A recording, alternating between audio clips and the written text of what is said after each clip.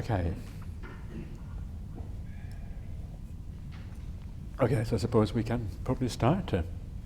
I'm not sure. I guess you have all seen the copy of the schedule for the retreat, is that right? You know what we're doing roughly? Yeah?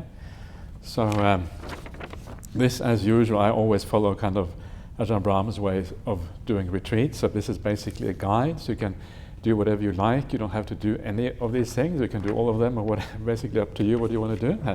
So if you don't like my talks, you don't have to come to my talks. If you don't want to, is anything you don't want to come to, you don't have to do anything basically. It's really up to you, whatever you want to do.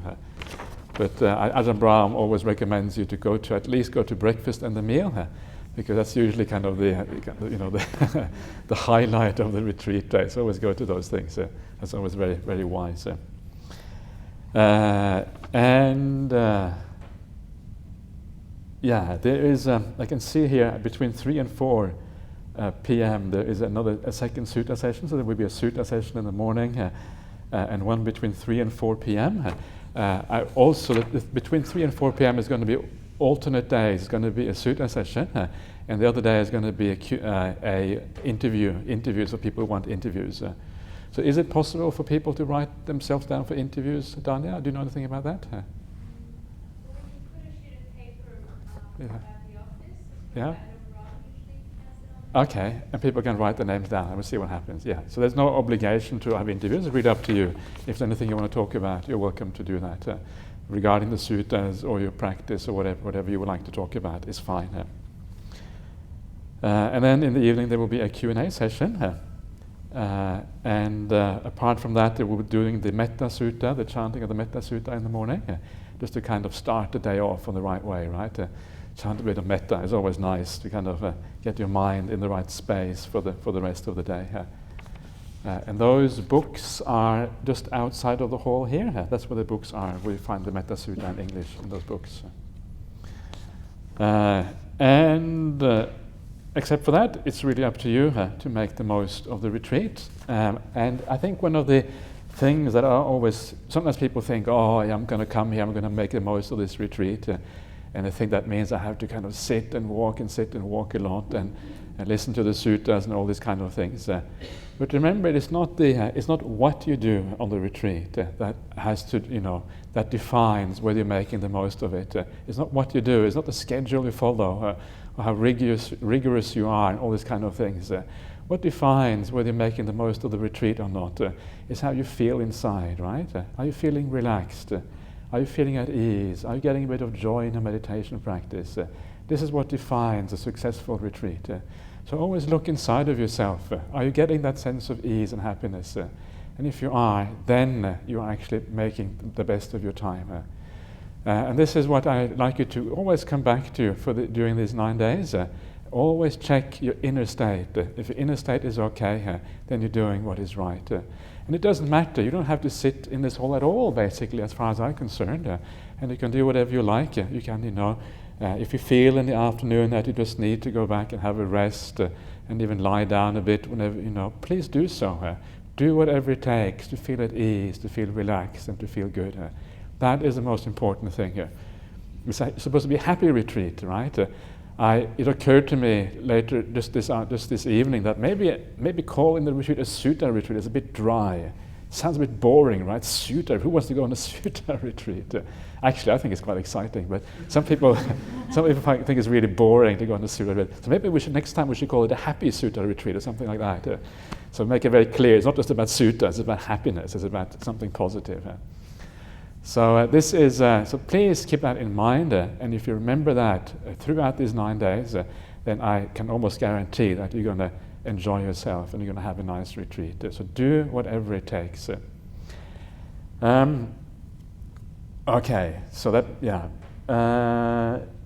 before I talk a little bit about just basic things about meditation practice, are there any questions that we need to get answered straight away? Is everybody okay? Everybody happy with everything so far? No problems? Okay. Okay, good. So I'll just start talk a little bit about meditation. This will be my introduction to the meditation we're going to do here. And the rest of this retreat is really going to be teaching meditation via the suttas. So it's not as if meditation is divorced from the suttas, right? Meditation is one thing, and learning suttas is something else. No, the whole point here is that the two things can be integrated. You read the suttas, you learn the suttas, you understand the suttas, so that you can apply this in a meditation practice. This is the whole purpose of this, right? So these things go together. They're not separate issues. It's not some kind of intellectual pursuit, that you do by reading the suttas, and then you kind of do your meditation as a separate thing. Suttas should be a practical thing, something how to apply the Buddha's teachings in your meditation practice and also in your daily life. And that is when it really kind of comes out properly. So don't think, so just because it's only tonight I'm going to talk more freely about meditation, it doesn't mean that the rest of the sutta, rest of the retreat is not about meditation practice. Well, exactly the contrary. The whole thing is about meditation practice, but not so specifically as what I'm going to talk about tonight. And I will also be doing a guided meditation pretty much every day, and that is also to just remind you of the basic things of meditation. When I do the guiding, I will just remind you of the basic steps to follow, and that is also part of the teaching of meditation practice here. So again, it's up to you whether you want to come for these things. If you want to come for them, you're certainly most welcome, and if you feel that it's not required, that's okay too. So. For today, for starting off, just some of the basic things. Remember always that if you're going to be happy, there's a number of steps that is useful to think of as how to proceed in your meditation. And the first thing is always how to deal with the body, right? What do we do with the body in meditation practice? And of course, the body is not something that we want to deal with at all in meditation. Meditation is not about the physical body. Meditation is about the mind. How do we develop the mind? How do we move the mind towards more wholesome states of peace and quiet, metta, and all these kind of things? So the body is really something that we want to get out of the way. This is what the body is there for, to be gotten out of the way. In other words, it doesn't really have any function whatsoever. It's something that you have to get rid of. So how do we get rid of the body? And this is, of course, the famous teaching of the Buddha of the middle way, right? Not kind of leaning towards sensuality on the one hand, and not leaning towards pain in the body on the other. These are the two extremes in the Buddha's teachings. And the reason that they are extremes, in one way they're not extremes at all. In one way, they actually go together, these two things. But the reason why they are considered extremes in this case is because if you indulge the body, right, if you have all kind of pleasures with the body, then the mind will go to the body to find happiness in the body. And this is the problem. And as long as there's happiness in the physical body or the senses, then of course the mind will always tend outwards into that world of the five senses, and you won't really be able to withdraw inside of yourself, because the mind will seek for happiness there, right? And this is what the Buddha realized. When the Buddha realized that the path to awakening and to enlightenment is actually the deep states of meditation, of samadhi, when he realized that he had to move away from these two extremes, where the mind is preoccupied with the body. So this is the first one. You have to withdraw the mind from that world where it finds happiness outside. But the problem with the other side is, of course, if you have too much pain in the body. Now, pain in the body has exactly the same problem as finding happiness in the body.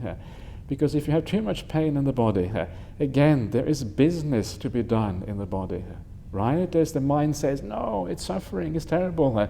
And because of that, the mind tends to go out into the body, into those senses again, because there is an inherent interest in being free of pain.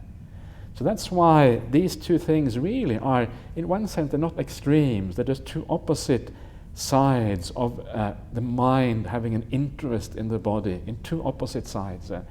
So because of that, both of these are to be avoided. If you don't avoid those, then the mind is not going to be able to withdraw and pull into itself and attain samadhi or stillness or peace.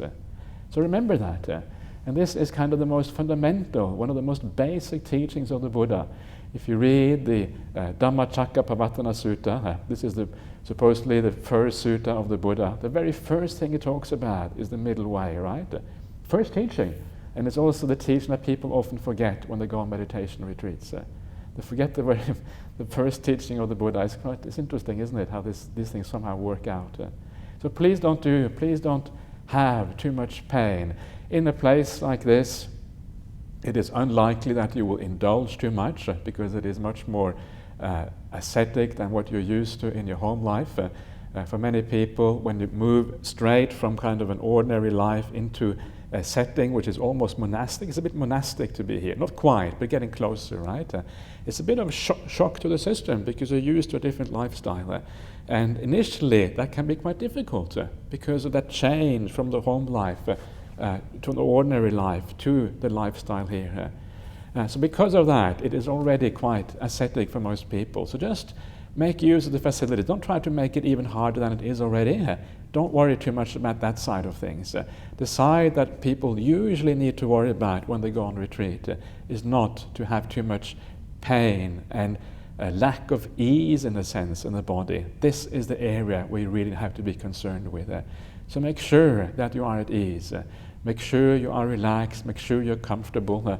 Don't sit a lot with lots of pain in the body. If you find that you have pain, move, change your posture. Sit against the wall, relax against the wall. Take a chair. We have all these beautiful chairs here. Go for a walk, have a cup of tea, lie down. Whatever, right? Whatever it takes to be at ease. That is the most important thing here. And I always have a horror story of someone who really went wrong in regard to the not being at ease and being relaxed with the body. This was a man I met in Singapore many years ago. He was actually from Malaysia, but he worked in Singapore. And he told me, he took me to the side one day and said, "Bhante, can I please ask you some questions?" And he told me about this terrible experience that he had at a retreat. And he said that this retreat, I was so tense and so uptight and so unrelaxed that after this retreat I made a decision. I will never ever go on a retreat for the rest of my life. And then he said, "What should I do?" So obviously he had gone too far, right? He had basically he had gone on one of those retreats where the schedule is very strict and everything is very kind of regimented, and you had to follow that schedule. And if you didn't, basically you weren't really welcome on those retreats. So this is the point. We have to know where we're at, what we can do, what we are able to do, and not kind of overstretch ourselves and end up causing so much damage that we never ever want to go on a retreat again. The path of Buddhism is a very beautiful path, and there are so many wonderful results that can be had if you practice this path in a wise and compassionate way towards yourself.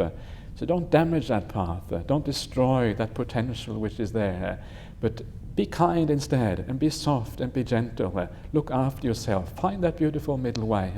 And when you really find that middle way, when the pleasure of the body does not drag your mind out into the world, and the pain in the body doesn't drag your mind out, when that happens, the body disappears, right? And you will see that when you meditate. You sit down, you close your eyes, there's no pleasure, there's no pain, and the body becomes irrelevant. What a wonderful thing that is when the body starts to become really relaxed and really at ease. This is not just about pain, it is also just about the body being relaxed. Very often in our lives, the body becomes tense, right? You run around, you do all these kind of things, you feel kind of tension in your stomach or in your shoulders or wherever it is. And this is also a kind of a torture of the body in a sense. So the part of this is not just the avoiding the pain side of things, but also just allowing the body to be really at ease and really relaxed. In the sutras, it's often called the idea of breathing freely. When you have a kind of free breath, the breath is like really automatic, really relaxed, and really at ease. And you know what that's like, and it feels very good. And when that happens, the body starts to disappear. The body goes away. And what a wonderful thing, even that much, is actually very nice. Sometimes you meet people who can't relax, right? They're so tense they cannot really relax. And that is a very unpleasant state. So first of all, relax. And take however much time you need on this retreat to relax 100%. And only then, when that has been done, only then do you move on to look after your mind and what to do with your mind afterwards. So once you have achieved that, once the body is relaxed, and by doing all these kind of things, and especially on the first few days, it's important that you look after your body, just to relax. And then the second thing to do is then to look after the mind. And of course, what you find is that when the body is relaxed, the mind can still be all over the place, right? Still thinking about things, still be tired, be restless, and all this kind of, etc., etc. And all of this mental activity is usually run by the defilements. It's run by all these things inside. First of all, it's run just by restlessness from ordinary life, or from the tiredness that you bring with you from the outside. Either that, or it's also driven by the defilements in the mind. So to overcome this, first of all, you just need to continue that relaxation that you're doing with the body. Just continue relaxing, continue being at ease, allowing the tiredness to disappear that you bring with you from the outside, allowing the restlessness to kind of subside, and don't use any force, don't use any kind of will to try to keep your meditation going. Because remember that it is this will that in the first place causes both the restlessness and also the tiredness of the mind. So move away from that. Don't try to steer in a different direction from the direction you normally use in the world. One of the problems with the kind of concentration that people use in the world, for example, that you are doing some work, right, and you have to force your mind, you have to read something, you have to write a report, and sometimes you have to do things in the world which are not all that interesting, right? Because you're paid by somebody, you have to do that work regardless. But sometimes it's kind of boring. And what is it like if you are doing a job which isn't all that interesting, and you have to force your attention on that job for long periods of time? How do you feel after a day of doing that? You feel tired, right? You come back home and you feel exhausted. And the reason is because you are forcing the mind onto something which isn't really pleasant, something that you're not enjoying. And that leads to tiredness, it leads to restlessness. And this is why the ordinary concentration in the world doesn't really work. It doesn't work because we're using too much force. So remember that. This here is the exact opposite of that. And this is something we will see again in the Sutta as we go through the Suttas later on, that the way of meditation is not to use force at all. Force is counterproductive. It leads away from stillness. It leads away from samadhi. It leads away from being able to just watch the object for minute after minute, hour after hour sometimes. Stillness arises from something else. It arises from a natural focus on the object of the attention. And that natural focus happens not because you're using force or will. It happens because there is a pleasure associated with watching this particular object. That's how it works, right? And this is why you will see again and again in the suttas, and this is something you see in so many different places, and when you see it in many different places, it's a sign that it is a very important teaching of the Buddha. Meditation, the spiritual path, is always conjoined with happiness, with joy, with peace, with all these things that are so attractive for the mind, right? And when you see these things in your mind, when you sit down and you have that, it is so easy to stay with the object that you're with. Why? Because it's nice to be here. You don't want to be anywhere else. And that's why it's so easy here. So be very careful when you do the meditation practice here, that you don't veer towards using too much willpower. And what you will find if you use too much willpower is that your mind after a while gets tired, the mind gets restless, you lose even a little bit of peace that you had before, and you have to go back to the beginning and start with easing up the body and relaxing again. So find that middle way. First the middle way of the body, then the middle way of the mind, which is the happiness and joy that comes from meditation practice. If you can't get happiness and joy, at least just enjoy the peace. Enjoy the beautiful peace that you can find here at Jhana Grove. So these are the first two first two things to do, and a large part of this is just learning to relax and learning to have a good time while you're here. But the most important aspect of meditation practice, for meditation to work, is the attitude that you have in meditation. This is by far the most important one. And if your meditation is going to take off, if it is going to work, it is the attitude that really matters. And by attitude, I mean not just kind of intention or your kind of your how you apply yourself, but also just your mind state, right? The state of mind that you bring in here with your meditation practice. So when you come in here, when you sit down, it's important to have a state of mind which is kind of has a sense of ease about it, a sense of joy, a sense of kind of wonder. Wow, this is going to be interesting to do this meditation, right? If you come in here and your state of mind is tired or is restless or you're upset, or it isn't kind of an easy and just relaxed and peaceful state of mind, then the meditation is going to be very difficult. So try to, before you come in here even, try to establish that positive mental state, which then makes meditation easy. This is the most important part in meditation, and this is the part which is eventually going to make or break your meditation practice, is the attitude or the state of mind that you bring with you. And it's interesting, I think the whole of our lives as Buddhists is really about changing your mind in such a way that the attitude and the state of mind is suitable for meditation practice. Everything we do in our daily life, absolutely everything, if you are serious about the Buddhist path, needs to be focused on how can we establish a state of mind that will be supportive for meditation practice. Because that state of mind is basically what is going to make meditation work or not. And to give you I think that the reality is that the things that I'm going to teach on this retreat are basically all about just that, are about how can we use our mind, use our wisdom in such a way that we can establish a state of mind that is conducive to the practice of meditation.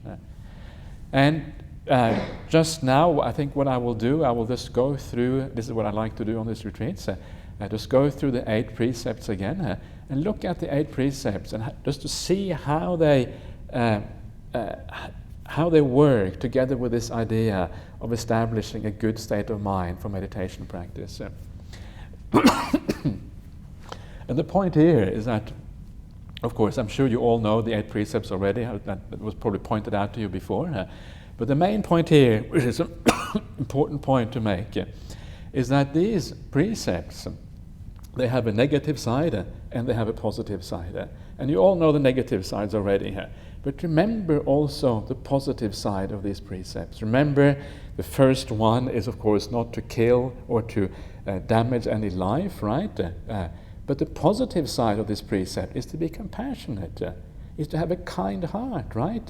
Is to kind of support the life of others, to give them some generosity and kindness. This is the other side of that. And remember that, even on this retreat, remember that how you treat your fellow people here, not just the people, but also the animals or even the insects, that is going to really affect the meditation practice. Okay, so you don't kill any insects, you don't do anything bad of that sort, but if you can do something kind on this retreat, if you can help a small little animal, if you can save a little insect from drowning in the toilet, right? Or if you can do an act of kindness to the people around you, because it is so close to the practice, so close to the meditation, it means it will have a very powerful impact on your meditation practice right here and right now. And sometimes it's amazing. You do something very small, something that you have never even thought occurred to you might actually have an effect on the meditation practice. And you help a little insect that's about to die somewhere, you pull it out and you kind of let it fly off or whatever. And somehow these little acts can sometimes be incredibly powerful and really have a major impact on your mind. When you help an insect, it's like, it is not something you have to do. It's a very pure act. It's not, you wouldn't be breaking any precept if you didn't help it, right? Nobody is watching you when you do it. You just do it because it kind of feels right. And because it is a very pure act in that sense, there's no self in there, there's no obligation there, you just do it because it feels good. Because of that purity of the act, it also can be very powerful. So remember that on this retreat. Take, when you have an opportunity to do something which is kind, when you have an opportunity to help somebody or help some little being or whatever it is, take the opportunity. And it's especially powerful when you stay here at Jhana Grove and you already feel quite peaceful and quite happy already. And these kind of acts have even more effect because of the situation you're already in. And then you learn something and watch what happens in your mind. See, understand the cause and effect, right? How these things actually work. And this is what then will give power to your meditation practice. So be kind. If you have an opportunity, always take that opportunity to be kind and to do what is right. And the same thing is true for the second precept. The second precept is about not stealing, right? So being generous is the opposite of stealing. One is taking something for yourself, the other one is giving something up. So if you have an opportunity to do an act of kindness, an act of generosity for somebody, this is an amazingly good time to do that. Sometimes the tiniest little act of kindness, the tiniest little act of generosity can actually impact very powerfully on your mind. So try that. See what happens. Hold the door open for somebody. Don't expect them to say thank you because it's a silent retreat, so nobody says anything. Don't say it for reward. Just do it because you know it is a good thing to do. And see what happens in your heart, right? See how it kind of brightens up your mind. Every time you do something good, it brightens up the whole thing. And then that empowers your meditation practice. So what we're doing here is we're steering the mind into the right state. We're steering it into the right attitude. That when you sit down, you actually have that power there, which otherwise you don't have. And the third precept is a precept of sexual abstinence. And the whole point of this precept, and this precept really also goes together with the the sixth one, which is to abstain from eating at the wrong time. And the last one, which is not sleeping on a high and luxurious bed. The beds here are quite good, but they're probably maybe within the acceptable limit, perhaps. Not entirely sure about that, but they're good enough. And then, of course, there is the seventh precept about not using entertainment, etc. And all of these are really they all go together, and they're about moving away from the sensual world, right? That is the purpose of these precepts. So you're kind of pulling yourself a little bit out of the world of sensuality. And then the idea of doing that is then that you have to find your happiness. It's almost like you're forced, in a sense, to find your happiness somewhere else. So you have to learn, and this is one of the tricks about going on a meditation retreat, to learn to refocus your mind away from that sort of happiness and towards the happiness that is internal instead. The happiness that you find inside of yourself because of your conduct, because of the peace you have and all these other kind of things. It's a shift, a shifting away. And I find this is one sutta which I find always very funny in this regard, and that is a sutta where the Buddha talks to Lady Visakha. Lady Visakha, of course, one of his chief female disciples. And Lady Visakha goes to the monastery on the Uposatha day. The full moon is shining, everything is very beautiful and bright, right? It's always very beautiful when you have the full moon coming out. You feel really inspired, you want to meditate. So she goes to the monastery to meditate and also to just hear some Dhamma talks and these kind of things. And then she goes to the Buddha and she asks the Buddha, how should I spend the Uposatha day so that it is of great fruit and great benefit? And then the Buddha says, well, there's 3 different ways of spending the Uposatha day. 2 of those are not very good, but one is the way to practice. And one of the ways that is not very good, the Buddha says, if you come here and you spend your day in the monastery and you keep the 8 precepts, and the 8 precepts feel like a straitjacket which are kind of holding you back from all the fun you could have had otherwise. And all you do when you sit down in meditation, all you do is think about all those things I would be doing if I wasn't here. So tomorrow, okay, I'm going to make this kind of food. I'm going to cook it in this way. Or you can kind of see the kind of the food boiling on the plate. You can almost smell it in your mind already beforehand, right? I'm going to be seeing these kind of shows. I'm going to be doing all these kind of things tomorrow. And I'm going to enjoy the pleasures tomorrow because today I'm wearing the straitjacket of the 8 precepts.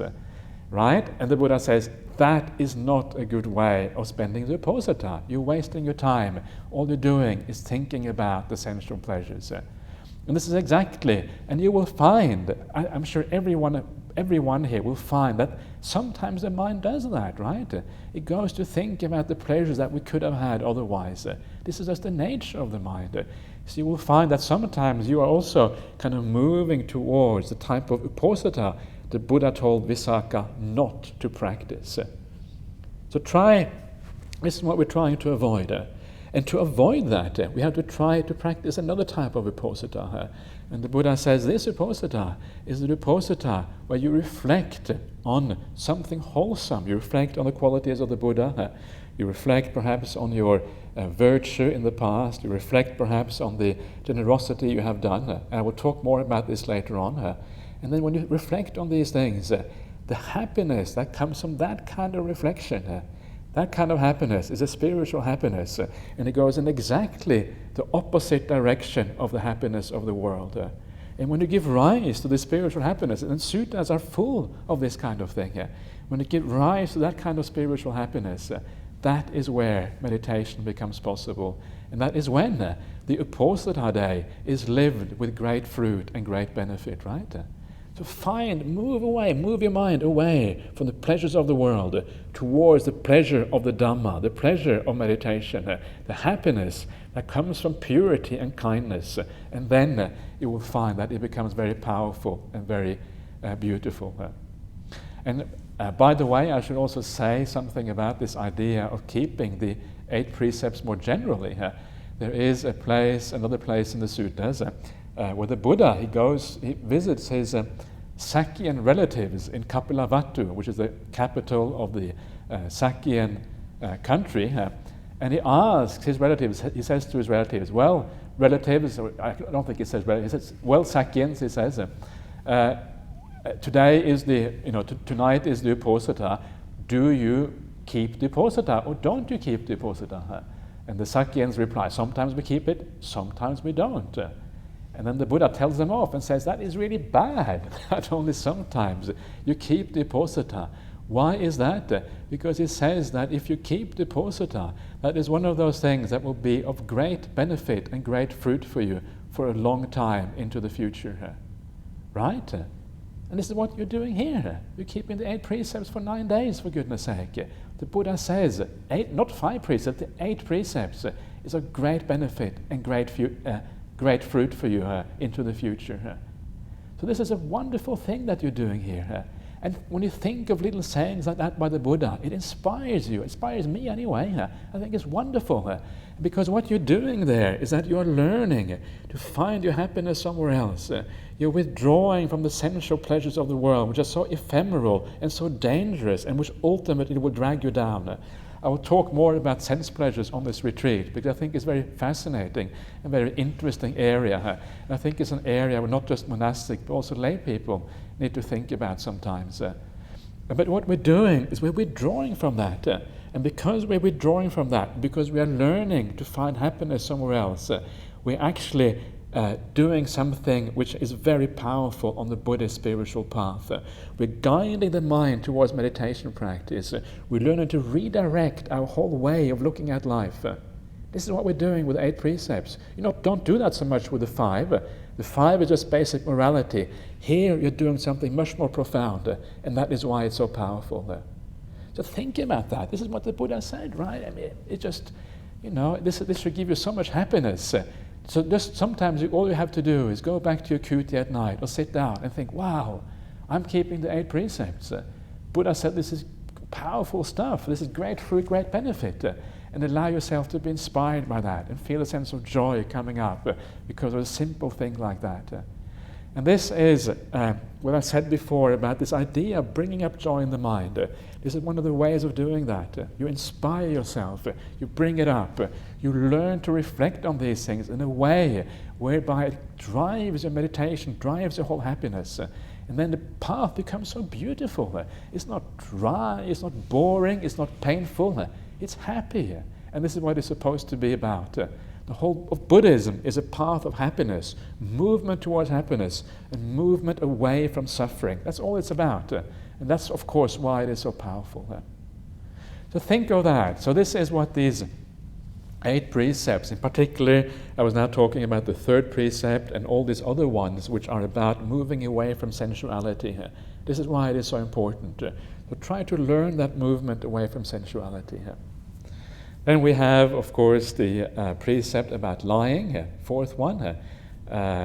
So it's hard to lie by gestures. You can't really lie by gestures so much, so you should be pretty safe from lying during this retreat.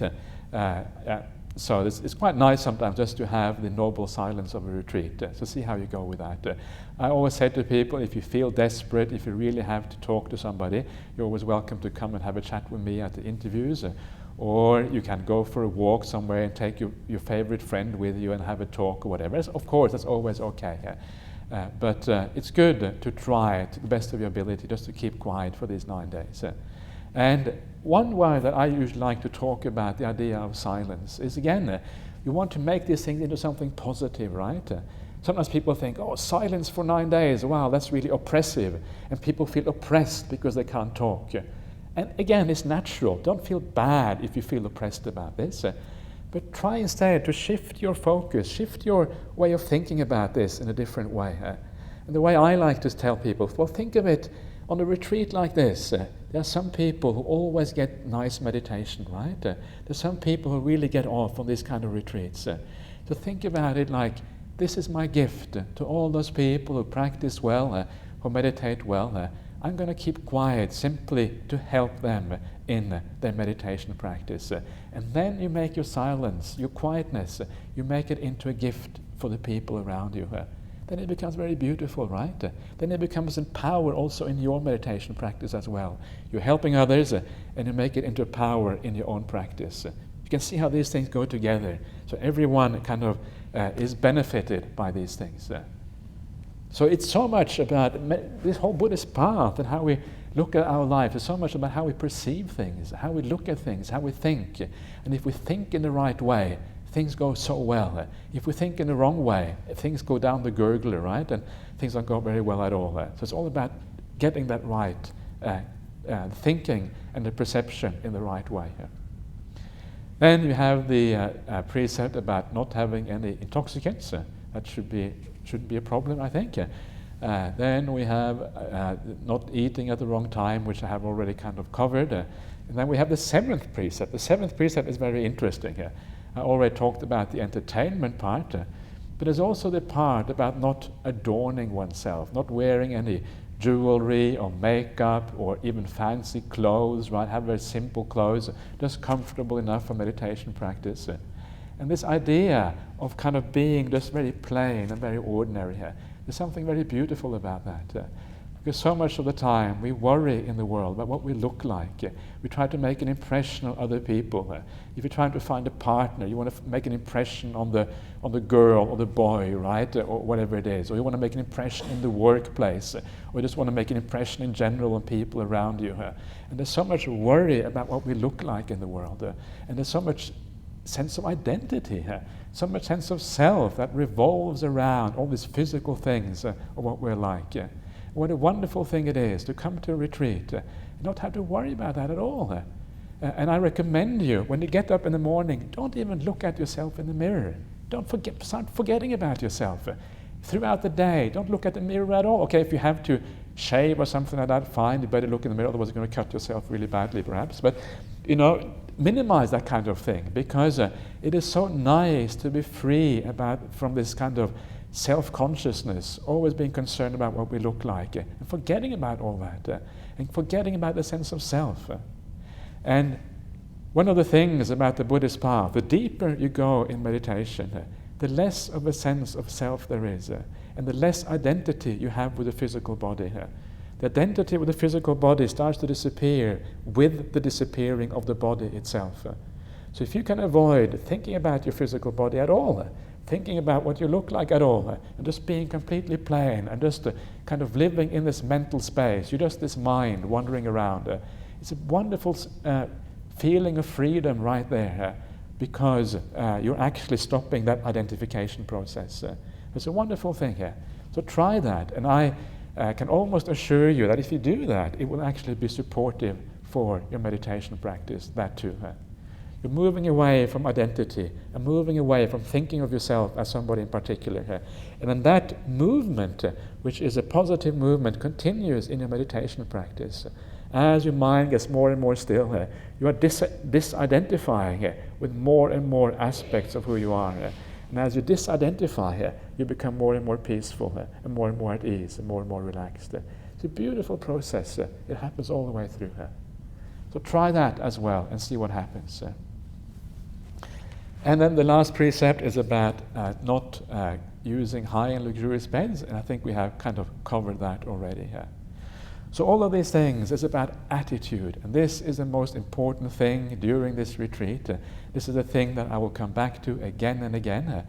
I'm not going to say anything more about that now, but tomorrow morning when we start with the suttas and start with looking at those things, I will explain to you how all of these things come together. The meditation, the suttas, and all of these other aspects. So again, just a very brief summary before we do a quick meditation together. First of all, the body. Let's get the body out of the way. Not painful, not pleasure. The body just at ease, just relaxed, really comfortable in the way whereby you're not indulging it. This is the main thing for the body here. So do whatever it takes to be relaxed. Sit against the wall, sit on a chair, go walking, go back and lie down if you have to, have a cup of tea. It doesn't matter, whatever it takes to be relaxed and at ease.